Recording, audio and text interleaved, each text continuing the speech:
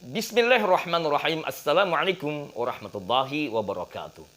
Saudara-saudariku sekalian yang dimuliakan dan dicintai Allah Subhanahu wa taala. Tema kita kali ini, cara ruqyah mengatasi gangguan jin, sihir, santet paling ampuh. Dengan beberapa langkah-langkah berikut ini. Saudara-saudara sekalian, sesungguhnya gangguan jin itu ada 3 cara ketika dia datang kepada diri seseorang ataupun rumah tempat tinggalnya. Yang pertama, bisa karena didatangkan. Ya. Jadi jin itu didatangkan dari luar melalui media-media sihir. Seperti lewat tanah kuburan, atau lewat media makanan dan minuman, atau lewat ikatan-ikatan buhul tertentu, sehingga sihir ya yang dihantarkan oleh jin ini, apapun itu bentuknya, santet, tenung, teluh, guna-guna, santau, ilmu-ilmu kiriman, black magic dan sebagainya, itu didatangkan dari luar. Nah, yang kedua, jin ini bisa bekerja karena datang dengan sendirinya. Mengapa bisa datang demikian? Karena diri seseorang atau rumahnya memang ada portal yang terbuka. Apa penyebabnya?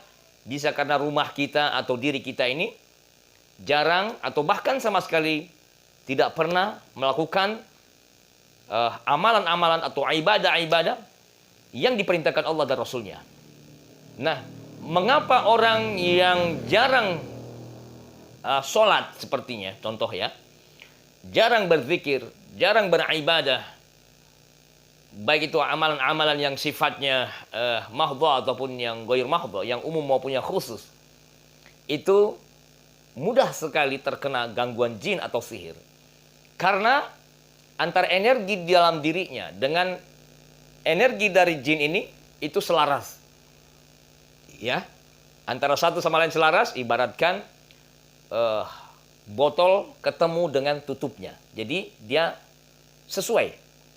Maka saudara sekalian, ketika seseorang telah disenangi, dicintai oleh jin, dia datang dengan sendirinya karena portal kita yang terbuka, karena aktivitas-aktivitas kita banyak melakukan dosa dan maksiat, maka disitulah peluang jin akan masuk ke dalam diri seseorang. Ya, itu karena datang sendiri karena menyukai diri seseorang. Yang ketiga, jin datang karena memang kita yang mengundang. Nah, ini hampir sama dengan yang tadi. Nah, ini datang karena kita melakukan aktivitas-aktivitas, ritual-ritual, atau praktek-praktek yang memang mengundang datangnya jin-jin, jin-jin fasik ya, khususnya jin-jin kafir. Nah, kalau jin-jin mukmin, jin-jin muslim yang taat, tanpa kita mengundang pun, sesungguhnya ketika rumah kita sering dibacakan ayat-ayat Al-Quran, diperdengarkan murattal Al-Quran, kita sering berzikir, kita menjadikan rumah kita ini sebagai sarana ibadah, ya, amalan-amalan ibadah setiap hari kita kerjakan, maka tentunya rumah ini akan diisi oleh datangnya para golongan rohaniya dari kalangan malaikat maupun jin-jin yang taat.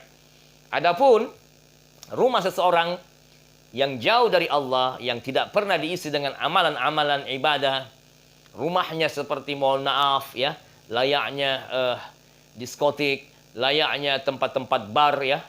Di situ lebih banyak dihidupkan aktivitas-aktivitas maksiat dan tidak melakukan atau menyeimbangkan dengan kegiatan-kegiatan yang sifatnya ibadah, maka yakinlah jin ini pun akan datang karena kita yang mendatangkan. Atau yang kedua, seseorang melakukan amalan atau praktek-praktek ritual tertentu. Mohon maaf, tidak sedikit di antara kaum mukminin, mukminat, muslimin, muslimat yang kadang-kadang karena awam dalam pengetahuan, mereka mengambil praktek-praktek atau ritual-ritual tertentu yang pada hakikatnya ritual ini bertentangan, dan akhirnya yang datang bukanlah jin-jin mukmin, yang datang sebagai jin fasik dan jin kafir. Nah, seperti contoh kita lihat sebagian praktek di antara kaum muslimin, banyaknya praktek-praktek ingin mendapatkan penglarisan dagangan. Nah, maka dilakukanlah upacara-upacara, ritual-ritual tertentu, ya, mengundang apa namanya, melakukan ritual praktek-praktek tertentu, bukannya yang datang adalah jin-jin ataupun malaikat-malaikat pembawa rahmat, tetapi yang datang adalah jin fasik, jin kafir, yang akhirnya mengganggu dan merusak suasana atau keadaan jiwa, pikiran, dan di tempat rumahnya. Atau mungkin kita, atau di antara kita, melakukan satu amalan-amalan yang amalan ini bertentangan dengan syariat atau apa yang diajarkan oleh Rasulullah SAW dan para ulama. Ya banyak ya, saya tidak bisa memberikan contoh-contohnya, tapi pada intinya jin ini datang karena praktek-praktek amalan atau ritual-ritual tertentu yang memang mengundang datangnya jin fasik, jin kafir. Saudara-saudara sekalian, dari hal ini bagaimana cara kita mengatasi adanya gangguan jin atau sihir, santet dan ain?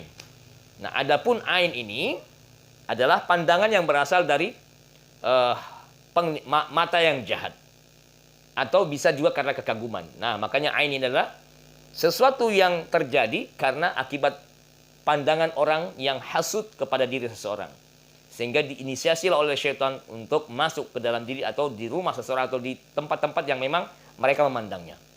Atau bisa juga karena kekaguman. Ketika kita kagum, lalu kita lupa berucap syukur, kita memuji anak kita memuji cucu kita, atau orang-orang yang memang kita kagumi, tapi kita tidak melibatkan Allah. Nah, disitulah ain bekerja. Maka saudara sekalian, hati-hatilah dengan tiga hal ini. Ya, gangguan jin, sihir, dan ain ini adalah berbeda tetapi masih satu rangkaian. Nah, maka saudara sekalian, di sini saya akan memberikan solusi. Bagaimana cara mengatasi gangguan jin sihir? Yang pertama, lakukanlah terapi ruqyah. Terapi ruqyah mandiri dengan cara selalu memohon perlindungan Allah. Yang pertama, pada saat kita mau tidur, bacalah surat Al-Ikhlas, Falaq, An-Nas, ya. Satu kali boleh, 3 kali boleh, tiupkan, usapkan ke seluruh tubuhnya, dari kepala, wajah, tengkuk, pundak, tangan, badan depan, badan belakang yang bisa dijangkau sampai kaki. Oke? Bagi yang menghafal ayat kursi, tambahkan ayat kursi. Kemudian yang kedua, bangun tidur pun demikian, kita baca doa, ya.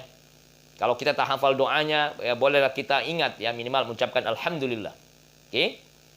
Setelah itu, setiap kita aktivitas jangan lupakan Allah. Nah, jangan lupakan Allah, selalulah bermohon, memohon izin, mau makan, minum, tidur, bangun tidur, keluar rumah, masuk rumah, berpakaian, masuk kamar mandi, keluar kamar mandi, dan lain sebagainya. Libatkanlah Allah. Yang ketiga, saudara sekalian harus menjaga pikirannya, ya, menjaga hatinya, jauhkan dari segala prasangka buruk, janganlah dari segala pikiran-pikiran yang tidak baik dan tidak benar. Jangan pernah kita dikendalikan oleh pikiran-pikiran kita. Jangan pernah dikendalikan oleh prasangka-prasangka kita. Kitalah yang mengendalikan pikiran kita.